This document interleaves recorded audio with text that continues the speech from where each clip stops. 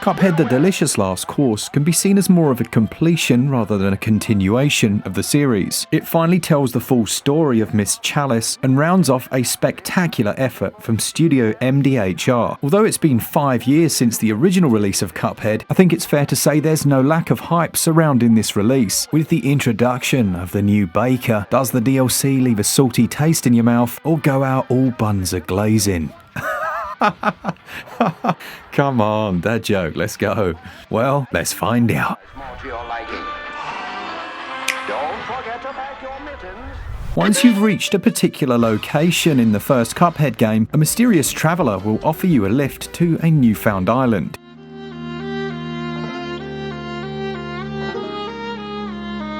Upon arrival, you'll be greeted by the Salt Baker, and he'll offer a solution to Miss Chalice's very real problem of being stuck in an ethereal form. It's simply a matter of moving around the island, defeating all of the bosses, and collecting the ingredients he'll need through which to make his magical recipe and restore Miss Chalice to her former glory. What could possibly go wrong? Aside from this main tale, the island holds mysteries of its own. The shopkeeper, for example, holds a mysterious relic, and perhaps through answering riddles, you may be able to find where that leads you. There's also the Castle in the Sky, a more mysterious addition with challenges all of its own.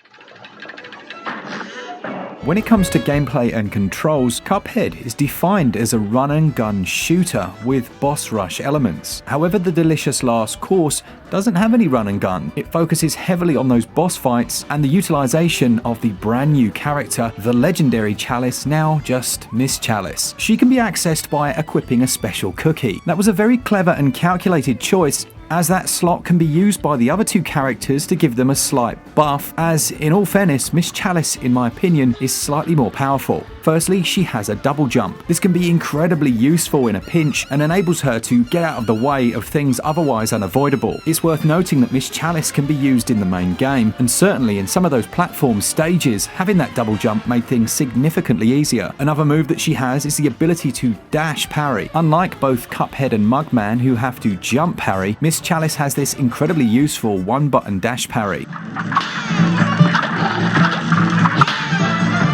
The island is split up into 6 main boss fights, as well as a final boss and 5 extra stages up in the clouds of King's Leap. These were predominantly focused towards that new playstyle of Miss Chalice, with an early example heavily utilising her dash parry move, and some others which were very difficult if you weren't using that character. Back on Terra Firma, the shop has a host of new weapons and items for you to try out. The gameplay is as fun as it ever was, and we found that the cooperative mode works even better when you have a combination of Miss Chalice and one of the older characters. There's a real balancing and complementing of abilities, and as before, you're offered the regular difficulty and what amounts to essentially a practice mode. You'll also find an aerial combat section, and here, for the sake of fairness, all 3 characters have the exact same abilities. You can shoot the standard weapon, parry, spin, or shrink down in size. Personally, I wasn't a huge fan of the run and gun sections of the original game, but it does feel like a slight omission not to have a single one in here, just to round off the experience. Now, that being said, if I had the choice between more boss fights or less than a run and gun, I'm choosing the more boss fights every day of the week. And what's here is so expertly crafted. As always, these are split up into multi-stages, and upon losing all of your health, an on-screen indicator shows you how often tantalizingly close you came to success,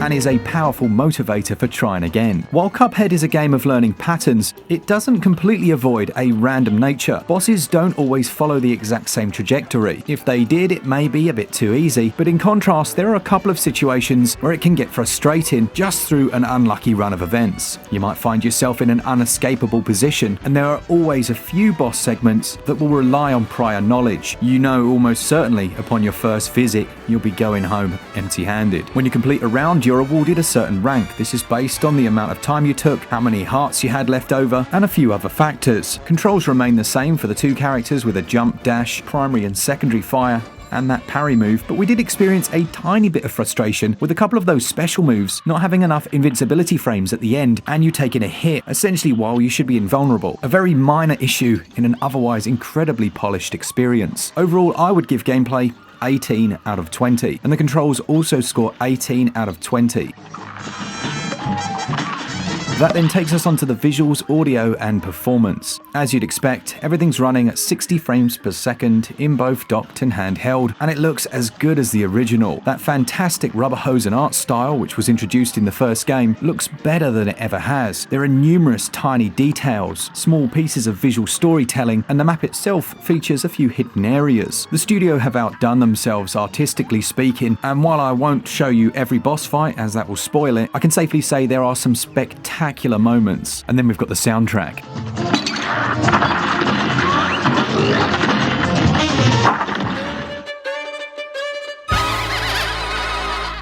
The developers released a video showcasing the audio work that's been done here, and they brought in 110 different musicians to create one of the most eclectic mixes of musical medleys I've ever had the pleasure of listening to. It's simply perfect. The visuals then, well, they scored 20 out of 20. I don't know how you could do this style any better, and that 60 frames per second performance is on point. Audio, 20 out of 20. It's a wonderful soundtrack, and another area I just don't see how they could improve. And that takes us on to value. The Cuphead DLC will cost you £6.79 or your regional equivalent, and although it was slated to take 6 hours to complete, it took me 10 hours to complete, and then after completion there was a new game mode called Expert. This new mode introduced brand new elements into some of the fights, and to put it into perspective, my overall DLC completion was only about 40% once I'd beaten that final boss for the first time. In short then, it offers outstanding value, and you can take that new character and play through the original game with an entirely new moveset, which changes up the experience significantly. I've intentionally not spoiled a lot of things, but it's safe to say fans of the game will be chomping at the bit for more when the credits roll, but that the experience was well worth that asking price. Value scores 20 out of 20.